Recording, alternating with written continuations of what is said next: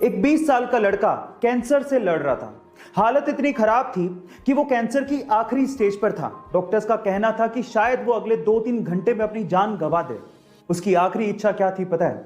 उसकी आखिरी इच्छा ये थी कि वो प्रभास यानी कि बाहुबली से मिलना चाहता था। वो प्रभास का बहुत बड़ा फैन था। जैसे ही ये बात प्रभास तक पहुंची, प्रभास ने अपनी शूटिंग बीच में ही रोक दी और वो तुरंत अस्पताल उस लड़के से मिलने पहुंचे। वहां जाके सबसे पहले उन्होंने उस लड़के को किस किया और उसके साथ 1 घंटा बिताया। गाइस, जानने वालों का यह तक कहना है कि जो लड़का अगले 2-3 घंटे में मरने वाला था, वो लड़का इस इंसिडेंट के बाद यानी कि प्रभास से मिलने के बाद लगभग 10 दिन तक जिया। गाइस, ऐसे ही प्रभास को डार्लिंग नहीं कहते। चलिए गाइस, एक रियल एंड फनी इंसिडेंट सुनाता हूं। अमेरिका के एक बंदे ने, जिसका नाम गैरी क्रैमन था, एक डेटिंग ऐप बनाई और उस डेटिंग ऐप का नाम उसने मैच ऐप रखा। पर उसी मैच ऐप पे गैरी की गर्लफ्रेंड को अपना मैच मिल गया और वो गैरी को छोड़ के चली गई। अब नेगेटिव सिचुएशन में पॉजिटिव सोचना किसे कहते हैं, ये आपको गैरी से सीखना चाहिए। जब गैरी से इस बात के बारे में पूछा गया तो उसने कहा कि मुझे दुख तो बहुत हुआ कि मेरी गर्लफ्रेंड मुझे छोड़ के चली गई, लेकिन इस बात की खुशी थी कि मेरी ऐप काम कर रही थी। गाइस, ये इंटरेस्टिंग फनी इंसिडेंट सुन के आपको कैसा लगा चैट सेक्शन में जरूर लिखिए। सोना शान दिखाने के अलावा और कहीं काम नहीं आता, लेकिन फिर भी पिछले 30 सालों में सोने के भाव जिस कदर बढ़े हैं वो देखने लायक है।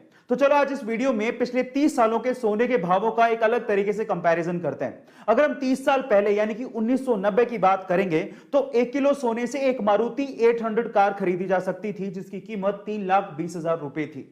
फिर 1995 में 1 किलो सोने से एक एस्टीम कार खरीदी जा सकती थी। 2005 में 1 किलो सोने से एक इनोवा कार खरीदी जा सकती थी। 2010 में 1 किलो सोने से एक फॉर्च्यूनर कार खरीदी जा सकती थी, लेकिन आज 1 किलो सोने से एक BMW X1 कार खरीदी जा सकती है, जिसकी कीमत ऑन रोड लगभग 48 लाख रुपए है।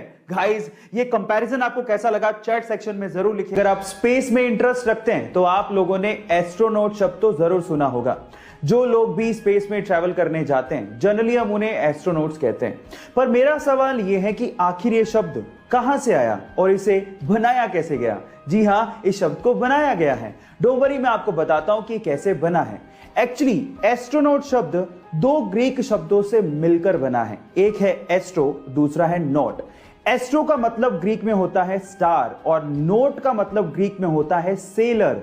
मतलब एस्ट्रोनॉट मीन्स स्टार सेलर। है ना ये इंटरेस्टिंग फैक्ट? क्या आपको इसके पहले तक एस्ट्रोनॉट का रियल मीनिंग पता था?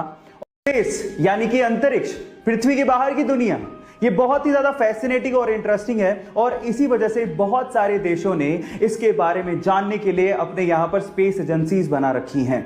लेकिन अगर मैं आपसे सवाल पूछूं कि पूरी ही दुनिया की टॉप 5 स्पेस एजेंसीज कौन सी हैं, तो आप लोग क्या जवाब देंगे?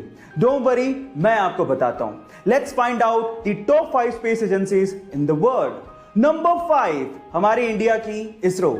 नंबर 4 रशिया की रोसकोस्मोस। नंबर 3 यूरोपियन कंट्रीज की यूरोपियन स्पेस एजेंसी यानी कि ESA। नंबर 2 चाइना की CNSA and undoubtedly number 1 NASA.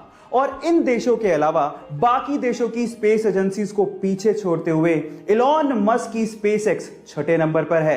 ये इंटरेस्टिंग फैक्ट जान के आपको कैसा लगा चैट सेक्शन में लिखना मत भूलिएगा।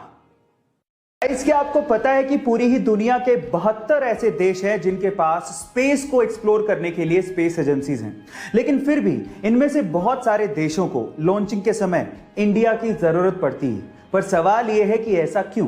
डोंट वरी, मैं आपको बताता हूं। भले ही पूरी दुनिया में 72 देशों के पास स्पेस एजेंसीज हों, लेकिन इनमें से सिर्फ 14 ही देश ऐसे हैं जिनके पास लॉन्चिंग कैपेबिलिटीज हैं और उनमें से भी भारत एक ऐसा देश है जिसके पास बेहतरीन और किफायती लॉन्चिंग व्हीकल्स हैं। आप लोगों ने PSLV का नाम तो जरूर सुना होगा और इसी वजह से बाकी देशों को इंडिया की लॉन्चिंग के समय जरूरत पड़ती है।